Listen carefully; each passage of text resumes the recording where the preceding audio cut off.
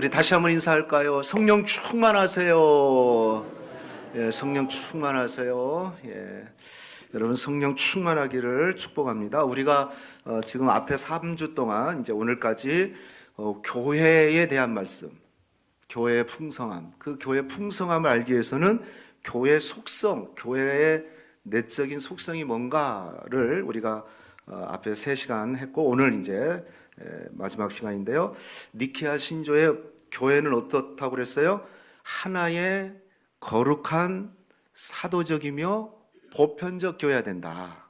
교회라는 게 하나의 교회가 된다. 그리고 거룩한 교회.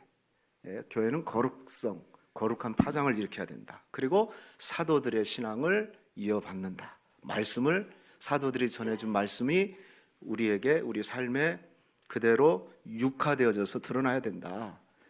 그래서 교회의 속성을 배웠어요. 3가지 속성: 통일성, 거룩성, 그 다음에 사도성. 오늘은 이제 마지막 교회는 보편적이어야 된다. 한번 해볼까요? 교회는 보편적이어야 된다. 교회의 보편성이라고 그러는데요. 우리가 예배 때마다 사도신경을 오늘 또 고백했잖아요. 거룩한 공예를 믿습니다. 이렇게 고백을 해요. 거룩한 공예화 이렇게 하잖아요. 그 거룩한 공예라는 말, 이게 원래 라틴어로 쓰여졌는데 에클레시암 카톨리감이라는 라틴어예요. 카톨리감. 그러니까 이건 영어로 카톨릭 처치예요. 카톨릭 처치. 카톨릭이라는 게 뭐냐면 이 보편적이라는 말이거든요. 그래서 교회는 거룩한 보편적 교회여야 된다. 이거예요. 그래서 내가 거룩한 공예를 믿습니다. 이 말은 주님 거룩한 에클레시암 카톨릭감을 믿습니다. 즉 내가 속한 교회가 보편적 교회가 되기를 믿습니다. 이런 얘기예요. 그러면 보편적 교회란 말은 무슨 얘기일까? 보편적이다. 이 말은 그냥 그 말 그대로예요. 남녀노소 빈부귀천의 차별이 없이 모두가 한데 어우러져서 어우러지는 그런 교회. 그냥 남녀노소 누구든지 어떤 뭐 가난한 사람 부자 이 빈부귀천의 차별이 있으면 안 돼요. 모두가 한데 어우러져 있는 교회를 보편적 교회라고 얘기를 하는 거예요. 그런가 봐요. 미국은 흑인들만 모이는 교회, 백인들만 모이는 교회. 이것은 보편적 교회라고 할 수가 없어요. 흑인과 백인이 함께 모여서 예배를 드리지 못한다면 그건 보편적 교회가 아니에요. 그건 주님의 교회가 아니죠. 주님이 원하시는 교회가 아닌 거예요. 함께 모여야 돼요. 흑인도 백인도 함께 모여. 우리는 흑인들은 들어오지 마, 못 들어와, 문을 닫아. 그것은 주님이 기뻐하시는 교회가 아니라는 거예요. 뭐 우리도 그럴 수 있겠죠. 어떤 교회는 부자들만 모여 있는 교회, 또 반대로 가난한 사람만 모여 있는 교회. 역시 이것도 보편적 교회가 아니에요. 또 때로는 지역 전라도 사람만 모이는 교회, 또 다른 지역은 못 들어. 보편적 교회가 아니에요. 특정 직업인들만, 뭐 어쩔 수 없이 군인들만 모여 있는 것은 뭐 군인 교회죠. 그럼 군인 교회라고 그래요. 그러나 보편적 교회라는 것은 그런 획일적인 한 그룹만 모인 교회가 아니라 모두가 함께 어울려져 있는 그런 교회, 남녀노소 빈부귀천을 따지지 않고 함께 모이는 교회가 바로 보편적 교회, 주님이 기뻐하시는 교회고 그게 진짜 교회라는 거예요. 만약 그렇지 않다면 주님이 기뻐하시는 교회가 아니라는 거죠. 이게 쉬운 것 같지만 쉽지 않아요. 특히 2000년 전에 초대교회는 보편적 교회를 이루기가 쉽지 않았어요. 왜 그랬을까요? 그 당시에는 계급과 신분이 딱 구분이 됐어요. 종과 주인이 구분이 됐어요. 종과 주인이 완전히 구별이 되고 유대인과 이방인이 구별이 됐기 때문에 예를 들면 노예와 종과 주인이 함께 모여서 예배를 드린다는 것은 만약에 그렇다면 그 교회는 거의 불가능한 일이고, 그랬다 그러면 그 시대로 보면 거의 혁명적인 얘기다. 혁명적인 교회예요. 왜? 이 계급 사이기 때문에 그랬던 거예요. 이 종과 주인은 함께 할 수가 없는, 그래서 이 바울의 서신서에 보면 그런 부분에 대해서 터치를 해요. 고린도전서에 보면 그런 말씀들이 있어요. 부자들은 성찬을 하는데 부자들은 먼저 와가지고 자기들이 밥 먹고, 가난한 사람들은 일하다가 오니까 집에 들리지도 못하고 씻지도 못하고 오고, 예? 기다려줘야 되는데 기다려주지 않고, 예? 그건 교회 모습이 아니라는 거예요. 그래서 보편적 교회를 이뤄야 돼. 이념이나 나이나 학벌이나 직업이나 출신이나 빈부를 뛰어넘어서 함께 어울려지는 그런 교회, 그런 교회를 우리는 보편적 교회고, 우리가 사도신경에서 거룩한 공회라고 그러는데 보편적 교회, 카톨릭 처치를 믿습니다. 근데 카톨릭 그러니까 이 로마교회, 천주교가 생각나잖아요. 그래서 우리 개신교회는 종교개혁 이후로 카톨릭이란 말을 쓰지 않아요. 예. 왜냐하면 그거 하면 그냥 카톨릭 자체는 말은, 영어는 좋은 말이에요. 보편적 교회라는 뜻이기 때문에 그렇습니다. 그럼 왜 우리가 보편적 교회를 이루어야 될까요? 그러면 그것은요, 이 땅에 구원자로 오신 예수님이 특정한 사람만을 구원하기 위해서 오신 것이 아니기 때문에 그래요. 보편적인 사람들을 구원하기 위해서 만민의 구원자로 오셨기 때문에 그래요. 할렐루야. 예수님이 특별한 사람, 가난한 사람, 부자, 종들만 아니에요. 모든 사람의 구원자로 오셨기 때문에 오늘 저 같은 사람도 구원을 받고 우리가 구원받은 것이지, 만약에 특정인만을 위한 구원자로 오셨다면 보편적 교회를 이룰 필요가 없죠. 그냥 그 사람들만 모이면 되는 거니까. 그런데 그렇지 않아요. 주님은요, 모든 만민의 구원자로 오셨다는 거예요. 그래서 우리가 보편적 교회를 이루어야 돼요. 그것이 어디서 드러나냐면 예수님이 제자들을 부르실 때 보면요, 예수님의 제자들은 다양한 계층의 직업을 가진 사람들이었어요. 자, 예를 들면 그 중에서 예수님의 제자 중에는 열심당원 시몬이라는 사람이 있고, 그리고 세리 마태도 있었어요. 그런데 여러분, 열심당원 시몬은 어떤 사람이냐면 이런 거예요.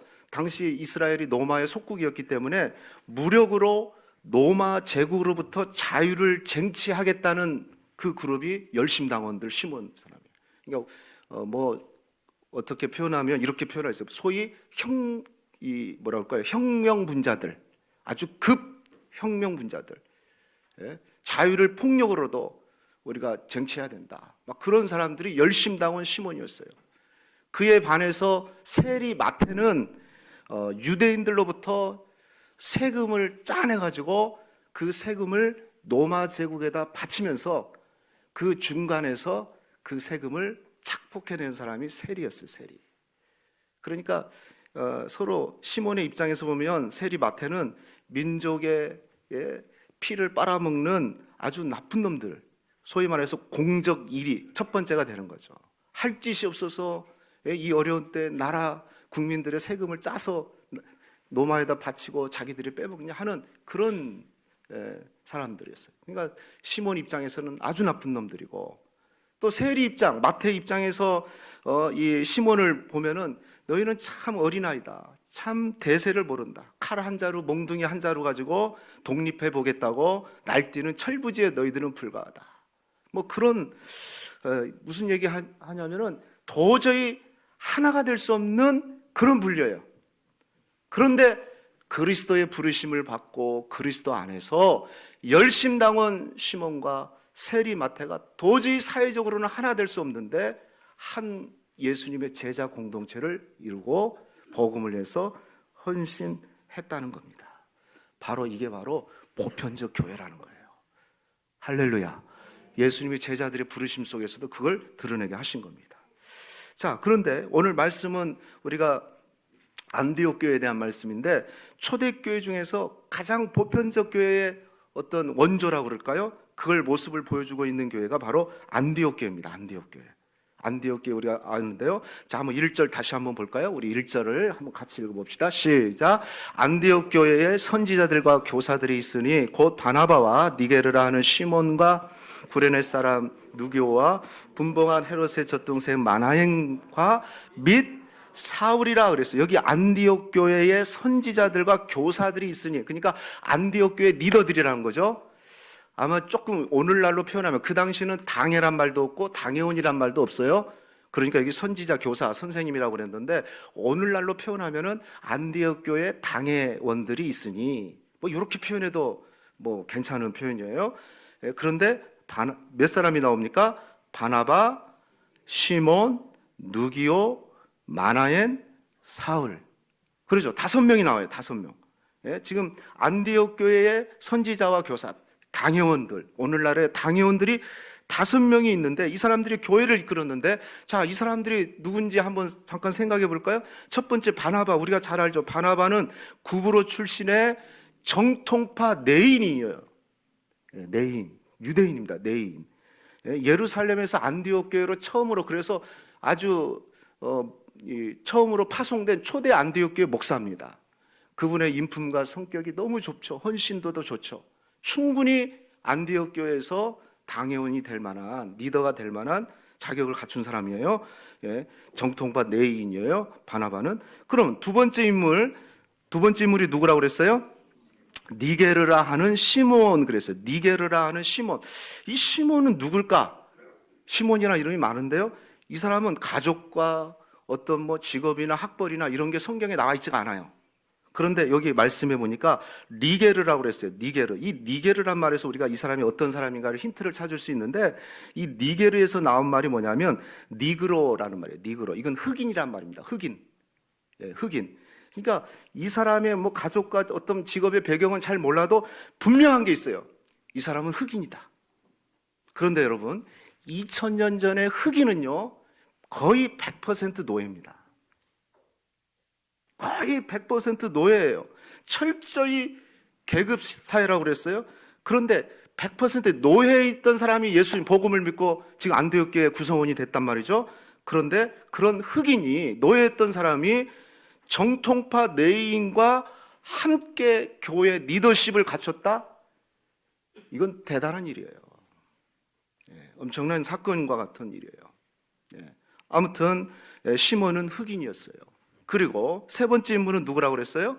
구레네 사람 누기오예요. 구레네 사람. 이 누기오도 뭐 정확하게는 알 수 없지만 이 구레네가 어디냐면 지금의 아프리카 리비아입니다. 그러니까 이 사람은 아프리카 사람이에요. 유대인이 아니고 정말 아프리카 사람. 뭐 다른 정보가 없어요. 이 누기오에 대해서. 확실한 것은 아프리카 출신이다. 라는 거. 그리고 네 번째 인물은 누구예요? 분봉왕 헤롯의 젖동생 마나엔입니다. 마나엔. 좀 많이 붙어 있죠? 마나엔에 대해서는. 여기 젖동생이란 말은요, 어떤 의미냐면 한 어머니의 젖을 먹고 함께 자란 친동생이라는 의미도 있고, 그 다음에 어릴 때부터 같이 친하게 자란 소위 중마고우와 같은, 그러니까 헤롯의 같은 어머니의 젖을 먹고 자란 친동생이든지 아니면 중마고우라는 거죠. 자, 그런데 뭐 친동생이든 이 마나엔이 헤롯의 친동생이든 중마고우든, 헤롯이라는 사람은 누굽니까? 그 당시 최고의 권력 집안이에요. 왕이 아닙니까? 왕. 지배층이란 말이죠. 권력을, 힘을 가진 그룹이란 말이죠. 출신이란 말이죠. 더구나 권력을 가졌을 뿐만 아니라 우리가 아는 대로 헤롯은 의로운 사람이 아니잖아요. 착한 사람이 아니에요. 아주 불의의 대명사예요. 그러죠? 백성들로부터 착취한 것을 노마에다 바치면서 자기는 분봉 왕으로서 모든 그 축복을 누린 사람이에요. 그러니까 마나에는 어떤일까요? 왕족이지만, 권력을 가진 그런 집안이지만 불의한, 다 국민들이 싫어해요.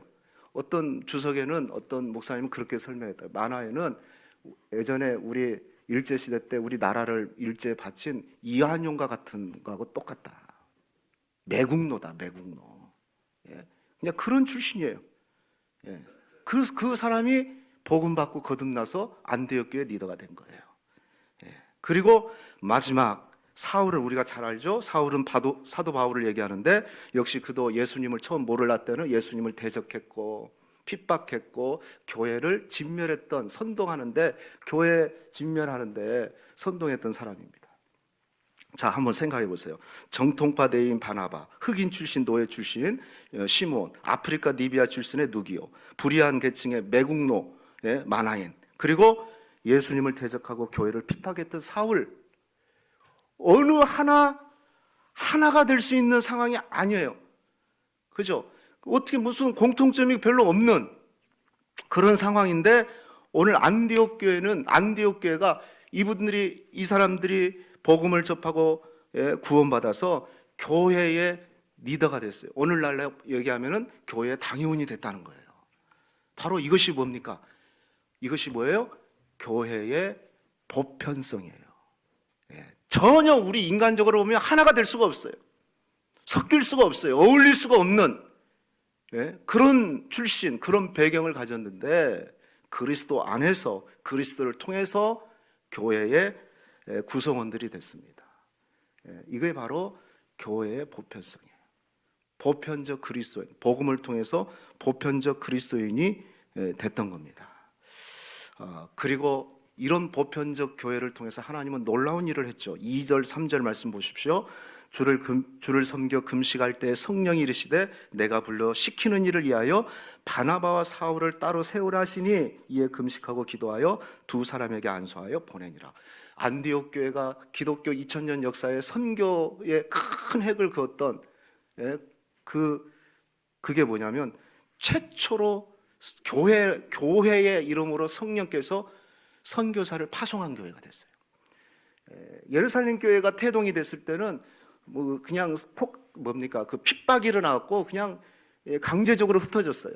그래서 안디옥 교회가 세워졌지만 또 안디옥 교회는 진짜 교회 이름으로 처음 선교사를 파송한 교회가 이 안디옥 교회입니다. 지중해 연합과 또 어떻게 보면은 그 당시에 로마까지 그런 선교사들을 바울과 바나바를 시작으로 섬겼던 교회. 그래서 기독교 역사에 큰 획을 그었던 어떻게 보면 기독사 역사를 바꾼 교회가 이 예루살렘 중앙에 있는 예루살렘 교회가 아니고 저 변방에 있는 안디옥 교회였다는 겁니다. 왜 이렇게 감당해낼 수 있었을까요? 바로 보편적 교회, 보편적 그리스도인, 보편적 리더십이 그 안에 있었기 때문에 가능했던 겁니다. 여러분, 안디옥 교회 모교는 예루살렘 교회예요. 예루살렘 교회가 어마어마하게 부흥했어요. 교회 선교학자에 의하면 당시 한 2만 명 정도. 뭐 그 당시 예루살렘의 인구가 10만이 안 됐으니까 2만 명이 모였 정도면 엄청난 거죠. 뭐 지금도 2만 명이면 초대형 교회 아니겠어요? 그런데 하나님은요, 왜 안디옥 교회에 비하면 예루살렘 교회는 뭐 사람도 많고 조직도 탄탄하고 재정도 탄탄하고 모든 것이 좋았는데 왜 예루살렘 교회를 선교적 교회로 쓰지 않고 이 저 변방에 있는 조그마한 안디옥 교회를 사용했을까요? 예루살렘 교회는요, 그 구성원들이 거의 99%가 유대인들입니다. 그러니까 유대인들 외에는 들어올 수 없는, 이방인들은 성전 안에도 들어올 수 없는, 다시 말하면 보편적 교회를 이루지를 못한 거예요. 주님은 사도행전 1장 8절 땅끝까지 이르러 증인되라, 그렇게 해서 교회를 세웠는데 자기들끼리, 유대인들끼리만 모인 거예요. 그래서 이방인들이 오면은 들어오지도 못하고 이방인 뜰에서 머물게 하고, 즉 보편적 교회를 이루지 못한 겁니다. 유대라는 지역을 벗어나지를 못한 거예요. 자기 지역을 벗어나지를 못한 거예요. 그러니까 세계 선교적인 그런 마인드를 갖지 못한 겁니다. 그런데 안디옥 교회는 흩어져서 모였는데 그 교회는 이렇게 아프리카 사람, 권력 가진 사람, 노예, 그리고 정통 내인, 유대인까지, 교회를 핍박했던 사람까지 하나가 되어가지고 보편적 교회를 이룸으로써 하나님께서 그 교회를 교회사의 위대한 교회로 사용하게 된 겁니다. 이게 보편적 교회의 축복이에요. 저는 우리 교회가 보편적 교회 되기를 축복합니다. 누구나 차별 없이 누구나 와서, 그죠? 가난한 사람도 오시고 부자도 오시고 배운 사람도 오시고 못 배운 사람도 오시고 누구나 와서 함께 어울려지는 교회가 보편적 교회예요. 주님은 그것을 교회라고 얘기해요. 교회는 반드시 보편성이 있어야 된다. 이게 종교개혁자들이 우리에게 전해주고 있는 메시지인 겁니다. 자, 그런데요, 그러면 이 보편적 교회를 이루는 아주 중요한 기본적인 원칙이 하나가 있어요. 그게 뭐냐? 우리가 안디옥 교회를 통해서 다시 한번 보는데요, 안디옥 교회는 누구에 의해서 세워졌는가? 그 사도행전 11장에 나왔는데요. 19절, 11장 19절, 20절 우리 같이 한번 읽어봅시다. 시작. 그때에 스데반의 일로 일어나 환난으로 말미암아 흩어진 자들이 베니게와 구브로와 안디옥까지 이르러 유대인에게만 말씀을 전하는데 그 중에 구브로와 브르네 몇 사람이 안디옥에 이르러 헬라인에게도 말하여 주 예수를 전파했다. 자, 안디옥 교회가 생긴 그 결정적인 것은 예루살렘에 핍박이 일어난 거예요. 스데반의 일로. 그리고 사람이 강제로 흩어졌는데 처음에는 유대인들에게만 전했는데 자 20절 그 중에 구브로와 구레네 그다음에 뭐라고 했어요? 몇 사람이 안디옥에 이르러서 헬란 이방인들에게도 복음을 전했다. 그러니까 안디옥 교회를 처음 세웠던 사람들은 누구냐면 저기 몇 사람이에요. 몇 사람이 이방인들에게도 복음을 전해서 세워진 교회가 안디옥 교회입니다. 그러니까 안디옥 교회는 누구에 의해서 세워졌어요? 몇 사람에 의해서. 여기 해석 이렇게 번역은 몇 사람이라고 그랬는데 원래 정확한 번역은 어떤 사람들이 이렇게 한 게 더 정확해요. 어떤 사람들이 안디옥에 이르러서 헬라인들에게 복음을 전했다라고 얘기해요. 그런데 저 어떤 사람들이 있잖아요. 교회를 세웠던 안디옥 교회를 태동시켰던 그 어떤 사람들이 있었습니다. 그런데 오늘 사도행전 13장 1절에 보면은 그 어떤 사람들의 이름이 없어요. 여러분, 우리가 교회를 세웠다면 우리 교회는 우리 개창호 권사님 가정에서 시작돼서 이렇게 50년 동안 우리가 왔어요. 참 감사하고 축복된 일이죠. 근데 여기 안디옥 교회는요, 세운 사람이 생각해보세요. 세워가지고 교회가 든든하게 세면은 뿌듯한 마음도 있고 또 인간적으로 보면 자기가 거기에 막 나서서 일하고 싶고 막 그러지 않겠어요? 그런데 오늘 13장 1절에 보면 그 사람들의 이름은 아무도 없는 거예요. 자신들은 교회를 세우는 도구로 쓰임받았고 이들은 여전히 교회 어떤 사람들로 소위 말하는 무명의 그리스도인들로 자기 역할을 감당하고 있었겠지만은 다른 사람들 이 교회에서 일할 사람들을 따로 세워가지고 자기보다 더 적합한 사람들을 세워서 그들을 교회 당회원으로 세웠던 거예요. 자기는 밑으로 사람들 뒤로 밑으로 떨어지고 더 적합한 사람들을 세워가지고 교회를 이렇게 이끌게 했는데 오늘 그 표현이 선지자들과 교사 5사람을 지금 얘기하고 있는 겁니다. 그러니까 만약에 이 사람들이 어떤 사람들이 내가 교회를 세웠기 때문에 죽을 때까지 나는 이 교회에서 터줏대감 노릇할 거야 하고 만약에 그렇다면 이 교회는 기독교 교회사의 위대한 교회로 남지 못할 겁니다.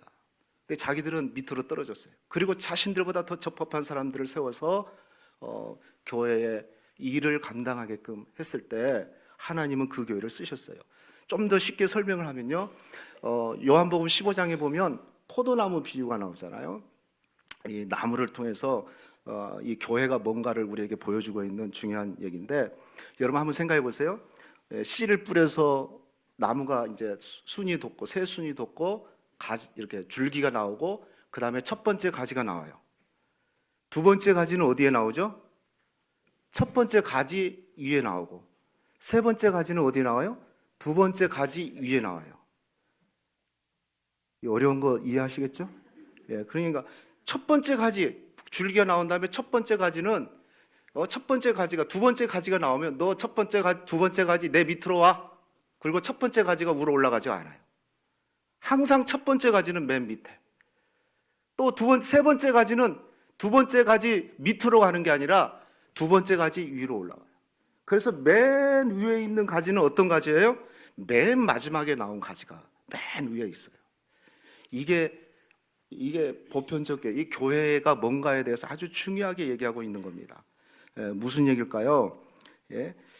교회로 얘기하면 교회 오래 다닌 사람일수록 밑가지가 돼야 돼요. 밑가지가. 그리고 새로운 사람이 그 위에, 새로운 사람이 그 위에. 그래서 맨 윗자리에 앉는 사람은 누구예요? 내가 교회를 세웠기 때문에 내가 맨 위에 있어야 된다. 그게 아니고 그 사람들은 여러분 밑가지는 잘 보이지도 않아요. 우리가 나무 보면 밑에 보는 게 아니잖아요. 끝털이 있는 가지를 보는 것처럼. 오래 다닌 사람이 그런 거예요. 새신자들을 축복해주고 그런 거죠. 누구든지 와라. 예? 들어와서 마음껏 섬기고 봉사하라. 나는 기꺼이 밑가지가 되어줄게. 안디옥 교회를 세웠던 그 어떤 사람들은 밑가지가 되어준 거예요. 그리고 더 적합한 세 가지들을 세워가지고 교회의 교회됨을 이루게 된 겁니다. 그랬을 때 이렇게 주님이 원하시는 그런 교회로 세워진 겁니다. 이것이 보편적 교회를 이루는 아주 중요한 원칙이에요. 내가 교회를 세웠기 때문에, 내가 교회를 오래 다녔기 때문에 내가 위에 앉아야 된다, 윗자리에 있어야 된다, 그런 생각이 없었던 거예요. 나는 밑가지가 될 테니까 너희가 윗가지가 돼서. 그래서 교회는요, 맨 이렇게 새 가족들이 환영받고 축복받고 위로받고, 그럴 때 보편적 교회를 이룰 수 있는 줄로 믿습니다. 그죠? 기꺼이 밑가지들이 되어줘야 돼요. 그래야지 새 가지들이 그 위에 올라가게 되는 겁니다. 저는 우리 성도님들 참 잘하고 계시는데 정말 그런 보편적 교회를 이루기를 축복합니다. 이 원칙을 잘 이해하셔야 돼요. 나무를 통해서 이해하면 쉬워요. 그죠? 오래된 가지일수록 밑가지가 된다. 새 가지가 드러나도록. 그렇게 교회를 이룬다면 그 교회는 안디옥 교회처럼 사용할 수밖에 없는 그런 축복된 가지라는 겁니다. 이게 보편적 교회, 즉 보편적 그리스도인들이 모여 있는 주님이 기뻐하시는 그런 교회의 모습이라는 겁니다. 저는 우리 동명교회가 이런 보편적 교회 되기를 주의 이름으로 축원하겠습니다. 말씀 맺을 때요, 여러분, 예전에 제가 작년인가 한번 이 얘기 했는데 너무 우리 한국 초대교회사에 이 보편적 교회를 이루는 아름다운 이야기가 있어요. 제가 한번 얘기했던 건데 다시 한번 얘기해 드릴게요. 양화진에 가면, 저쪽 양화진에 가면은 애국인 선교사 묘원이 있어요. 거기에는 우리 조선 땅에 와서 복음을 전하다가 순직하신 선교사님들의 145명의 그 선교비가 있습니다. 자, 그 중에 우리가 참 감동적인 선교사님 한 분을 제가 얘기하면 모삼열 선교사님인데, 한국 이름으로 사무엘 무어 선교사님입니다. 한국말로는 모삼열 선교사님인데, 저분이에요, 저분. 이 무어 선교사님은 이 곤당골, 그러니까 오늘로 얘기하면은 이 소공동의 롯데 호텔 뭐 그 근처에다가 교회를 조그만하게 세우고 주일학교를, 어린이 주일학교를 시작으로 선교를 시작했어요. 그런데 그 교회 나온 아이 중에 봉주리라는 아이가 있었어요. 봉주리. 진짜 이름은 아닌 거였어요. 그런데 하루는 이 아이 봉주리가 이 선교사님한테 와가지고, 아버지가 지금 장티푸스에 걸려서 죽어가고 있어, 너무 아파하고 있습니다, 선교사님 도와주십시오라고 막 이렇게 선교사님한테 도움을 요청을 했어요. 그런데 이 아버지는 누구냐면 성이 박씨고 이름이 없는, 그 당시에 이름이 없는 직업이 뭐였냐면 백정이었어요. 백정. 여러분 백정 아시죠? 당시 백정은요, 사람 취급을 받지 못한 사람이에요. 저 어렸을 때도 좀 그런 사람들이 있었는데, 그러니까 이름도 없었어요. 자, 그 봉주리 아버지가 백정인데 지금 장티푸스를 주고 하는 거예요. 그러니까 막 아들이 가가지고 선교사님한테 도움을 요청했어요. 여러분, 이름도 없는 그 백정이 죽어간다고 해서 누가 거기에 관심을 그 당시에 갖겠습니까? 그런데 이 무어 선교사가 간호해주기 위해서 그 집을 방문하는데, 이게 안 되겠다 싶어가지고, 이분은 무어 선교사는 의사가 아니기 때문에 자기가 잘 아는 의사 선교사님 중에 에비슨 선교사님이 계셨습니다.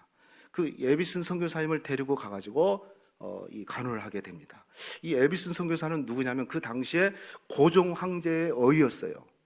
고종 황제의 어이였고, 후에는 세브란스 병원을 세우는데 세우는데 일조했던, 시작했던 설립자입니다. 자, 그분이었어요. 여러분 한번 생각해 보십시오. 왕의 의사가 그 당시에 천민, 이름도 없는 그 백정이 아프다고 해서 찾아가가지고 진료해주고 낫게 해줬다? 이건 나섰어요. 이건 있을 수가 없는 일이죠. 그래서 이 박 씨가 너무 감격스럽고, 이건 어떻게 뭐 이해가 안 되는 정말 감동이었고 너무너무 고마워서 이 백정 박 씨가 어느 날 이제 건강이 회복된 다음에 무어 선교사가 목회하는 곤달골 교회로 출석하게 된 겁니다. 그래서 처음에 열심히 다녔어요. 그런데 이 곤달골 교회는 주 그룹이 누구였냐면은 양반들이었어요. 양반들. 처음에는 이 박 씨가 뭐 이 백정이인지를 몰랐어요. 근데 나중에 신앙생활 하다 보니까 백정이라는 것이 드러났어요.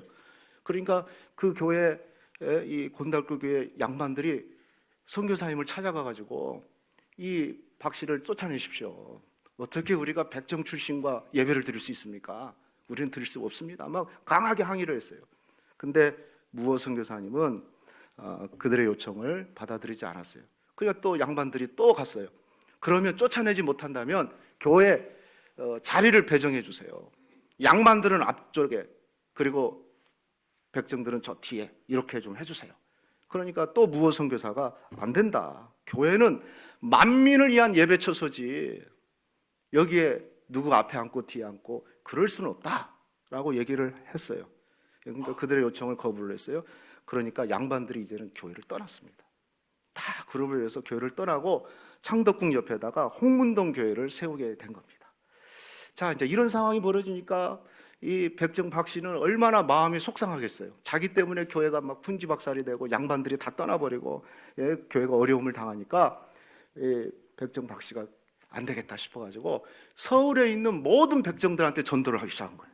수원에 가서 전도했어요. 어느 책에 보니까 경기도 일대 모든 백정들한테 전도를 해요. 백정들이 모여있는 촌락에 가가지고 백정들을 다 모아가지고 내가 이런 은혜를 받았다 이런 은혜를 받았다 해가지고 백정들을 다 데리고 온 거예요.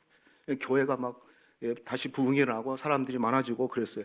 자, 그런 중에 교회를 나갔던 양반들이 깨달은 거예요. 야, 우리가 잘못했다. 선교사님 말씀이 맞는데 그렇게 깨닫고 다시 교회로 돌아오게 됐고 그 교회가 승동으로 옮겨져서 지금의 승동교회가 된 거예요.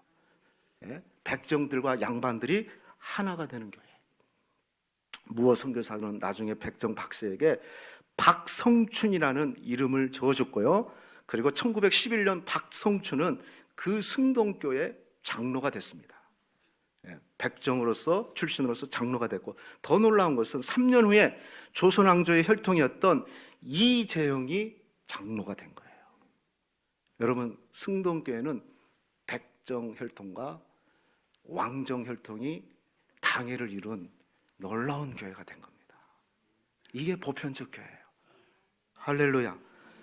그래서 한마디로 말하면 오늘 사도행전 13장 1절에 도저히 하나 될 수 없는 그런 배경을 가진 사람들이 하나가 돼서 교회를 이루듯이 그 사도행전 13장 1절을 승동교회가 그대로 이룬 겁니다. 당시에 그 교회는 100명이 채 되지 않았지만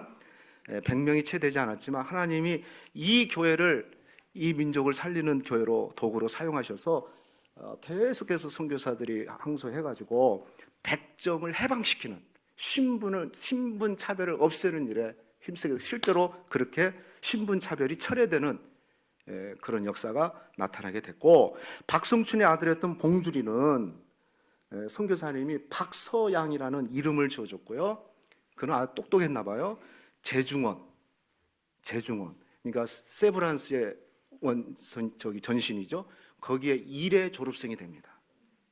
세브란스의 일회 졸업생이 돼서 의사가 돼가지고 아까 에버슨 선교사와 함께 10년 이상 교수로 재직하게 되는 백정 출신이 의사가 돼서 놀라운 역사를 일으키는 그런 모습을 봅니다. 사랑하는 성도 여러분, 바로 주님의 교회는 바로 이런 겁니다. 보편적이란 말이 이런 의미예요. 누구나, 그죠? 누구든지. 그래서 우리 교회는 보편적 교회가 돼야 돼. 누구든지 올 수 있는 교회. 그러기 위해서는 어떻게 해야 됩니까? 여러분이 보편적 그리스도인이 되셔야 돼요. 누구든지 수용할 수 있는 보편적 그리스도인이 되셔야 돼요. 그리고 나는 밑가지가 돼야 되겠다. 내가 윗가지가 돼야겠다는 생각이 아니라 밑가지가 돼야겠다는 그 생각을 가지고 계속해서 세워지게 된다면 그것은 바로 주님이 기뻐하시는 보편적 교회로 세워지게 되는 겁니다. 말씀 맺겠습니다. 여러분, 교회는 결탄코 사람의 머리수나 건물의 크기로 좋은 교회니 나쁜 교회니 이렇게 구별하지 않습니다. 교회는 정말 한 몸을 말씀으로 섬기는 한 몸을 이룬 교회인가, 그리고 거룩한 파장을 일으키는 거룩한 공동체인가, 그리고 말씀을 자기 삶에 자기 몸에 동여매고 친히 말씀이 드러내는 사도의 가르침을 그대로 드러내는 사도적 교회인가? 그리고 오늘 누구든지 차별 없이 다 와서 함께 어울릴 수 있는 보편적 교회인가? 바로 이것이 주님이 기뻐하시는 교회인가?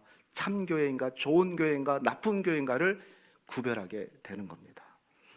저는 우리 교회가 오늘 말씀대로 특별히 보편적 교회를 이뤄서 주님이 기뻐하시는 교회 되기를 축복하겠습니다. 그래서 거뜬하게 우리끼리가 아니라 담을 넘어가서, 복음이 담을 넘어가 비록 작지만 강력한 교회, 무엇보다도 세계 선교를 감당해내는 그런 교회 되기를 축복합니다.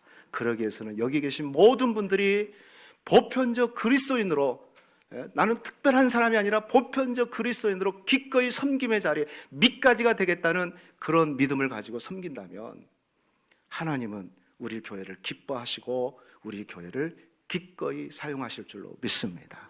이런 은혜가 우리 교회에 있기를 주의 이름으로 축원하겠습니다.